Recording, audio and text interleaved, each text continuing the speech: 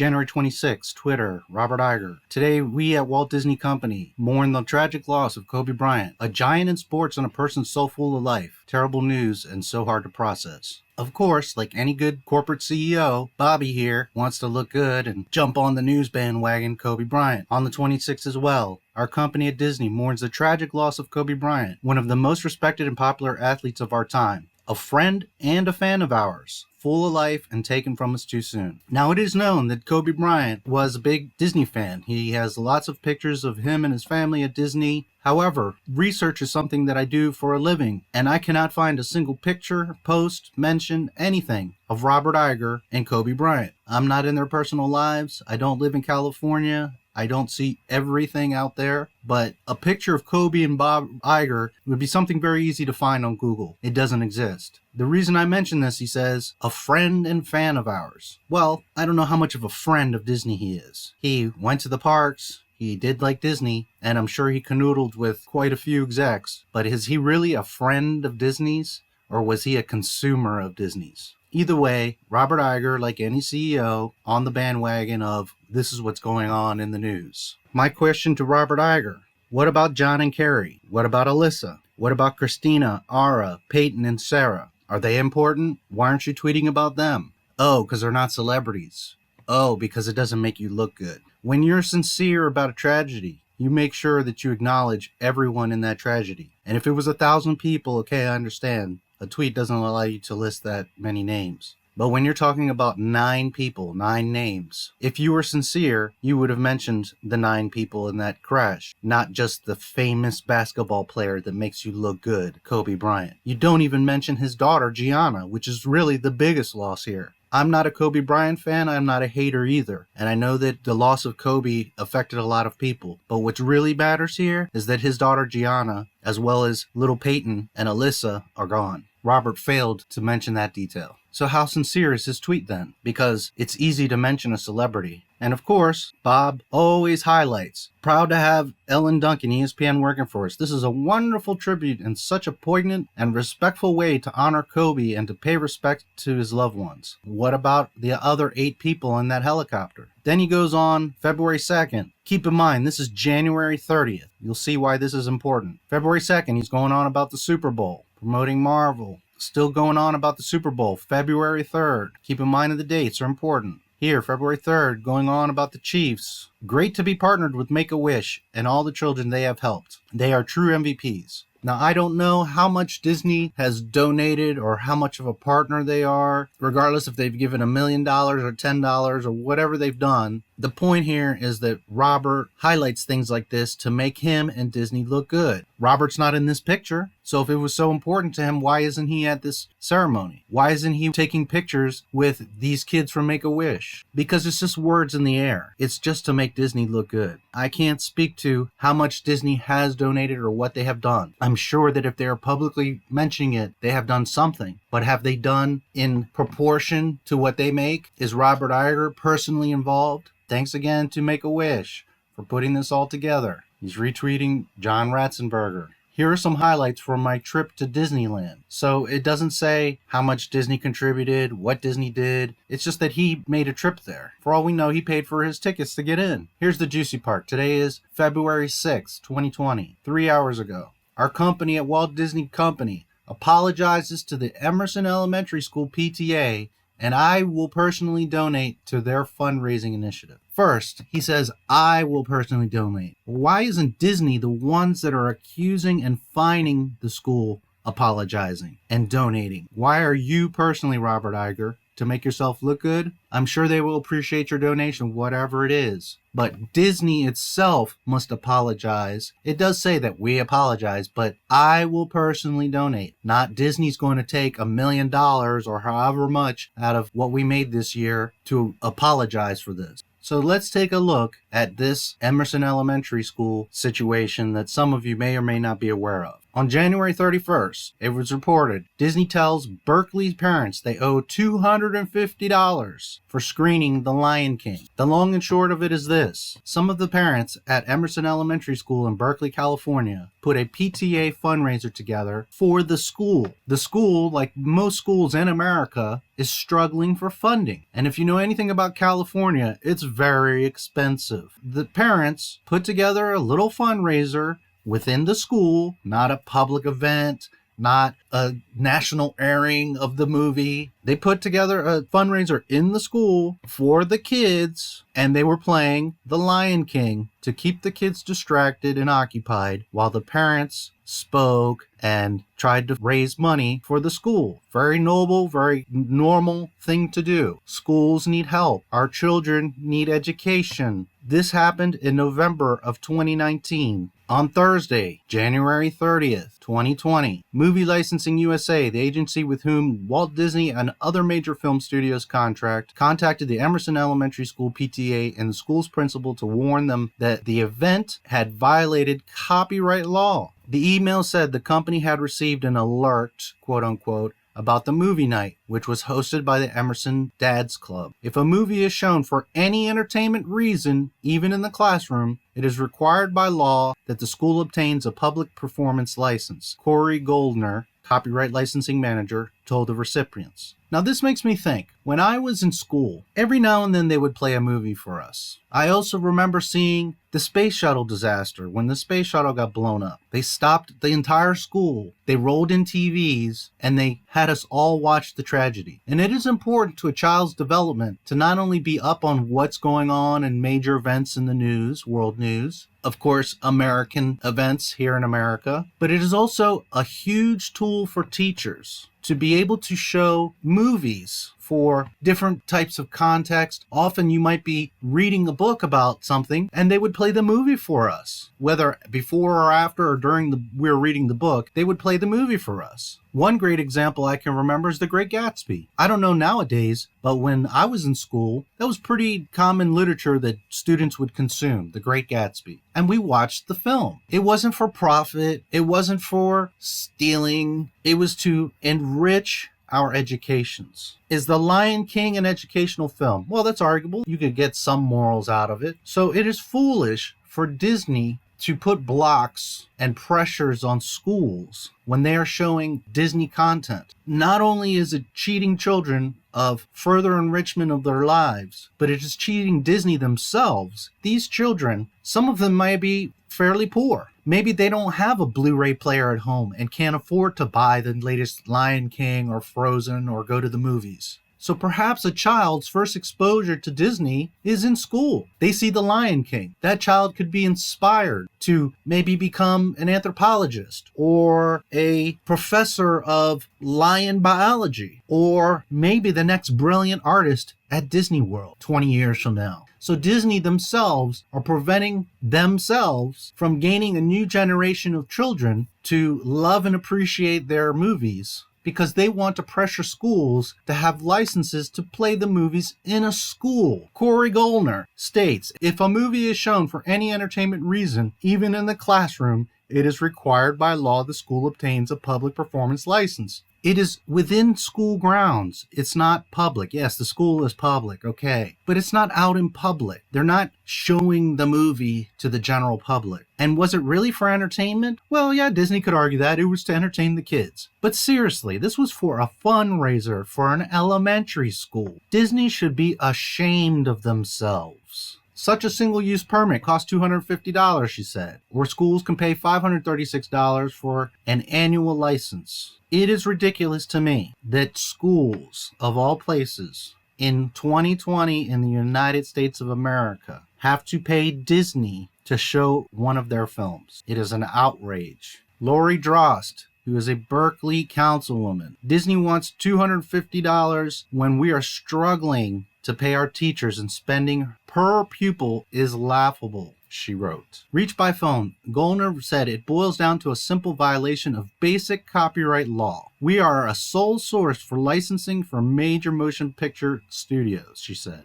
Each studio has their own copyright department. They check up with us to make sure schools have the proper licensing. We're responsible for checking to make sure their movies are protected, basically. Why do schools need licensing to play a movie to children? All few hundred children. It's not just Disney. Hollywood are so greedy that down to your children at school can't enjoy a freaking cartoon. She declined to say how Disney learned about the Emerson screening. The movie night, where $15 was a suggested but not required entrance fee, according to organizers, was advertised on Eventbrite in the fall. Again, it was for a fundraiser for an elementary school. So I don't want to hear that it was advertised or there was an Eventbrite, because it's a fundraiser for an elementary school. You see, I understand wholeheartedly if you go to a local bar and that bar is drawing in customers by playing, I don't know, Remember the Titans. That's copyright law. We get it. No problem. We want you to have your properties protected. But there comes a point where there's common sense when we're talking about an elementary school in California, of all places, where things are just insanely expensive. And we're talking about the future of our nation and the world. And Disney is being petty over a $250 license to play The Lion King, which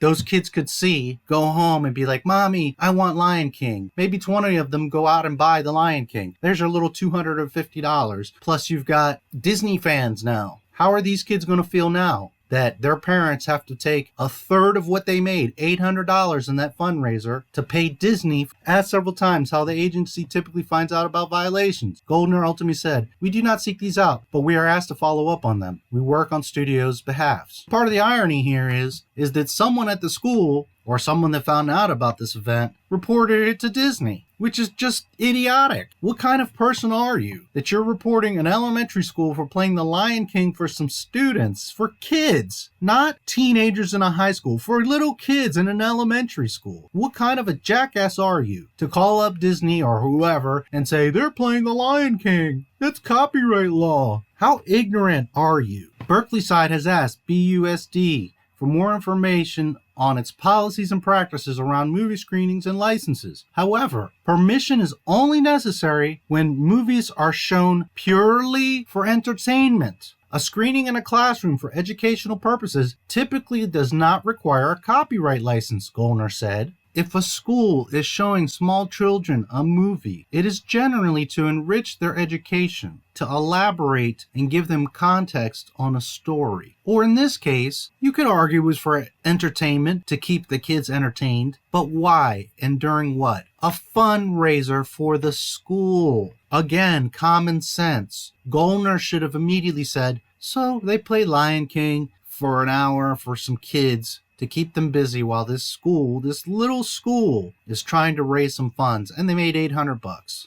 Okay, next. Why she would even go here shows her stupidity. What is wrong with you, Corey Goldner? And I'm sure she would reply, but it's my job to protect copyrights. But it is more so your job as a human to have common sense. And this falls back on Disney, Bob Iger, and all major corporations, on Hollywood. Common sense. We all understand that you don't want your movies pirated. We all understand that you want to protect your IPs. No one is against that. But it becomes a problem when you're going after schools of all places. Someone doing a fundraiser for your children, for your future customers. And you're going after them for a one-time screening and a fundraiser. Common sense. So it does fall on Bob Iger, because Bob Iger should have, a long time ago, advised that you need to use some common sense. And if a school plays one of our films to enrich their lives or to raise money for the school, then leave them alone. It's common sense. It's a failure by Corey. It's a failure by Bobby. It's a failure by Disney, Hollywood, corporations, the state of California, the copyright laws. All of this needs to be looked at and brought to light, because it is absolutely disgusting. This is your Disney. This is what Disney is in 2020. Chasing elementary schools for $250. Disney just reported their quarterly for 2020. They made over $7 billion from the parks. They made over $11 billion from the movies just within the past year. Nearly $20 billion. Not to mention the $10 sporks they're selling at the park, and Pixar, and Marvel, and all the other properties they have, hotels, merchandise. So how many billions have they made? Well over 20. And they're bothering an elementary school for $250. Goldner said her company has an arrangement with the California State PTA, wherein the agency subsidizes some PTA groups' licenses. So you sometimes subsidize these cases, and you're bothering these people over a one-time showing in a fundraiser. Again, common sense. Now, what's sad is that this is coming to light because the councilwoman Drost had tweeted about it, and because it made it into several news articles on the internet. Because let me tell you something, if it wasn't for that attention, Disney would have very gladly taken those $250. It's not that Disney made a mistake and feels bad about it. It's not about that they would never do this. Oh, they did it. And the only reason why Bobby is now coming is because he wants to save face. Now remember, this happened on January 30th. Most of the news broke on the 31st. Today is February 6th. A week later, he's acknowledging this. I guess he's too busy highlighting himself about Make-A-Wish and the Super Bowl and how they're a great friend, Kobe Bryant, but not the other 8 people. He's been too busy to acknowledge the fact that they're coming after a school for $250. This is your Disney in 2020. Let's take a look at Emerson Elementary. This is Berkeley, California on Google Maps. Here you can see Emerson Elementary. There's a few other ones in the vicinity. We've got a total of 5 here. Now, I don't know the exact district line or how many houses, but we can safely assume that Emerson is covering, a circle something like this here. A good amount of homes, a few hundred kids.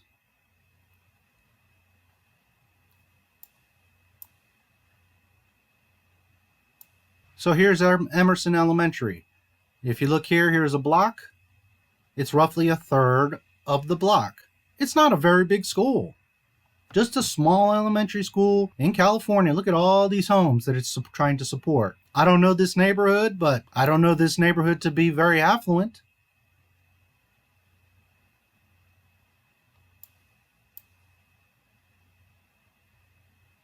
Typical American elementary school. Nothing special, nothing fancy, just trying to make it.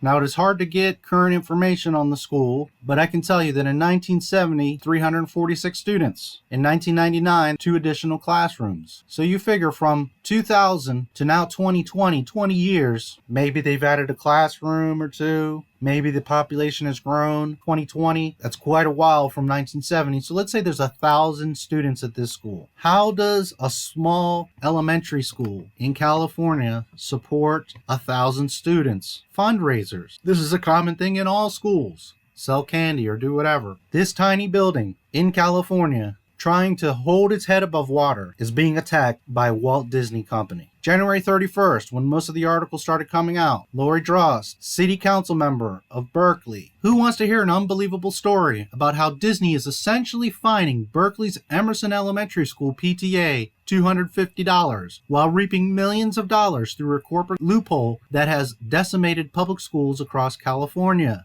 Let's take a look at Proposition 13. 1978, California. Proposition 13 is an amendment of the Constitution of California enacted in 1978 by means of the initiative process. The initiative was approved by California voters on June 6, 1978. It was upheld as constitutional by the United States Supreme Court. The proposition decreased property taxes by assessing values at their 1976, not 1978 when they passed, but 1976 value, and restricted annual increases of assessed value of real property to an inflation factor, not to exceed 2% per year. It prohibits reassessment of a new base year value except in cases of A, change in ownership, or B, completion of new construction. These rules apply equally to all real estate, residential, and commercial, whether owned by individuals and corporations. So the reason this passed is because at that time, a lot of elderly people were losing their homes because property values were going up higher and higher and the taxes were getting out of reach. So this was part of the solution, was to limit the amount of tax that could be paid on properties. The other significant portion of the initiative is that it requires a 2/3 majority in both legislative houses for future increases of any state tax rates or amounts of revenue collected, including income tax rates. It also requires a 2/3 vote majority in local elections for local governments wishing to increase special taxes. A special tax is a tax devoted specifically to a purpose. Example, homelessness or road repair, money that does not go into the general fund. So let's decipher this a bit. The law was made to protect properties, homes, commercial, and in a way it was good, and people voted on it because, again, the elderly were being pushed out of their homes. Also, new families needed a cap to protect their homes. But what happened is corporations are also under this cap. So massive corporations in California, including Disney, have been in a cap of tax that they need to pay. Even in 1976, Disney was making a ton of money. But imagine from 1976 to 2020, how much money Disney has made. Disney has been required to pay 1% of the property value based on 1976 numbers, not even 1978 when it was passed, but 1976 property value. Disney since 1978 has been paying 1% of that old value in taxes. Yet, in order to help the homeless, road repair, or elementary schools, they need 2/3 of both legislative houses to increase the tax on these corporations, which makes it almost untouchable when you need 2/3 in both houses. You also need 2/3 in local elections. So unless everyone in California gets up in arms and votes against this, Disney and all these other major corporations in California will continue to get over. Since 1978, they're paying 1% of the property value in taxes. We are talking about millions upon millions a year. Never mind since 1978. How many billions of dollars has the state of California lost in taxes because Disney is protected under Proposition 13. Never mind all the other corporations. Why is this important? Well, one, for the obvious, a major corporation is getting over. But how are schools funded? By the state. And if the state of California is only getting a few $1,000,000 out of all these major corporations that are making billions for over 50 years, no wonder why our schools are in trouble. Because all this tax money that should have theoretically been collected from massive corporations making insane amounts of profit off of you, but yet your kids can't get a proper education in the United States in 2020. This is a problem all throughout the United States. Not just Berkeley. We know this. Some people don't want to admit it or look at it or acknowledge it, but we all know that United States education is a joke in 2020. I got lucky. I grew up where there was some decent schools, and I had some decent teachers,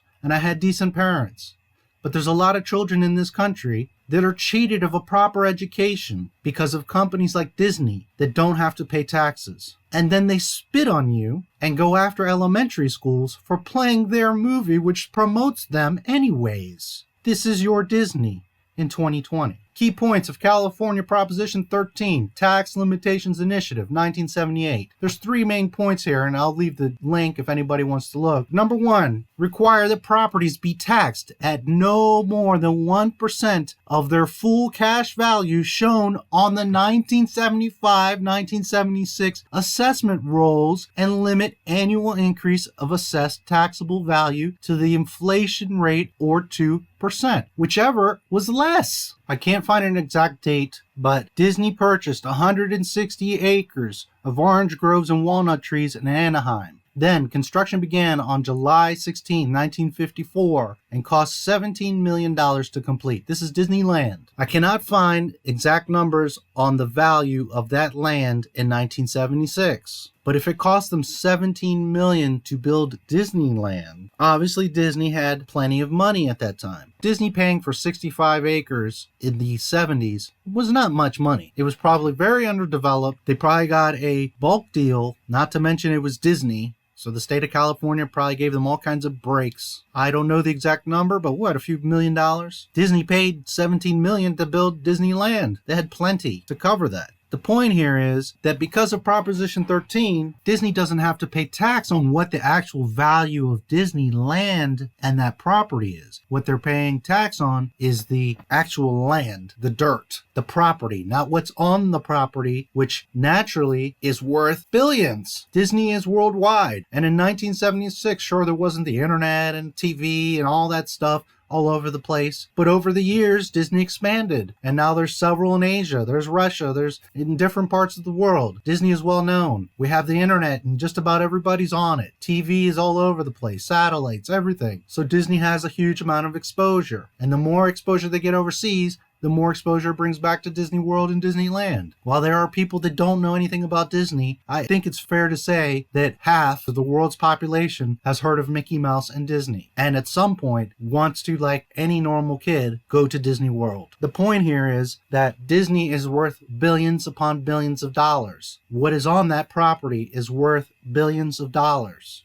Yet Disney has to only pay 1% of the full cash value shown on the 1975-76 assessment of the land. Number 2, require a 2/3 vote of the state legislature to increase non-property taxes. Once again, not only is Disney getting over, but it's pretty much guaranteed they're going to continue to do so, because to get 2/3 of the vote of the state legislature to increase the tax, it's just not going to happen. Naturally, California is going to protect Disney because they don't want Disney to go away. How many people does Disney bring to California and Florida? So the state of California isn't going to pressure Disney because of the revenue that it brings in. But yet people are getting screwed over, elementary schools are getting fined, and we can't pay for our children's education, and the state of California is not going to do anything about it. Third, make the state government responsible for distributing property tax revenue among local governments. So the little bit of tax that they're getting out of Disney, the state is in control of distributing.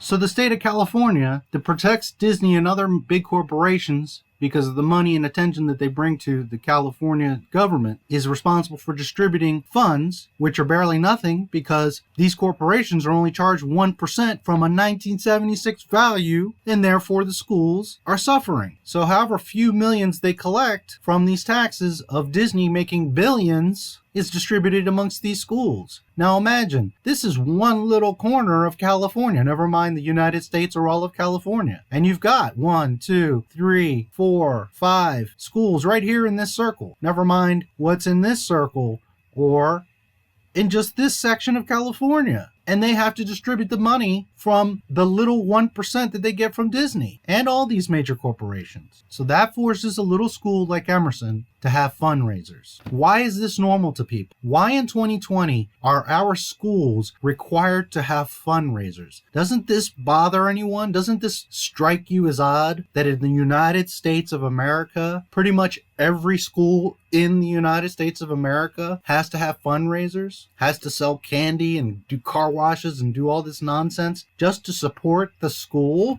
I cannot find the value of Disneyland in 1976, but I can tell you that in 1983, according to the New York Times, they made $68 million, and then they had a drop in the quarter to $21 million. That's $90 million in 1983. 1976, a ticket to Disney World was $6. In inflation for 2018, it's $26, which is manageable, but imagine in 1976, $26 per person. It's a lot of money. And of course, it keeps increasing. And now, in 2018, never mind 2020, in 2018, it's $122 for a ticket to Disney World. In 2020 numbers is roughly $129. Can you imagine you're a family with 2 to 4 kids? You're spending over $500 just to get tickets into this park.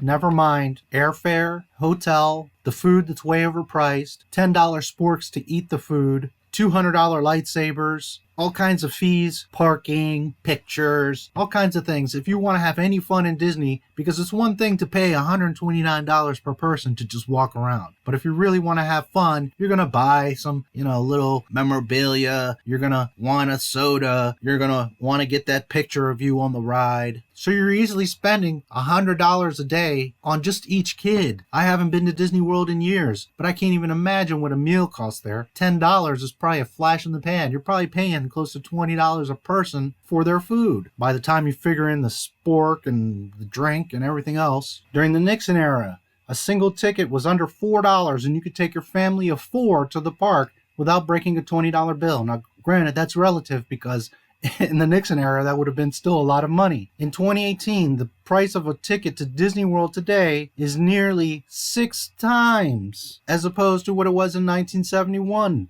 So the moral of the story here, Disney just announced their quarterly report. They have made over $20 billion this year. They have over 26.5 subscribers to Disney Plus. Never mind all the parks and the Blu-rays and the princess dresses and the lightsabers and all the stuff that they sell. The food, the pictures, the stickers, the hats. They pay 1% of tax on the value of their property from 1976. That's millions of dollars a year. That's billions of dollars from 1976 to 2020. Schools in the United States are struggling, and Disney World and the Walt Disney Company is fining an elementary school $250 for distracting some children during a fundraiser. That Disney should be themselves making sure that schools in California don't need fundraising. Never mind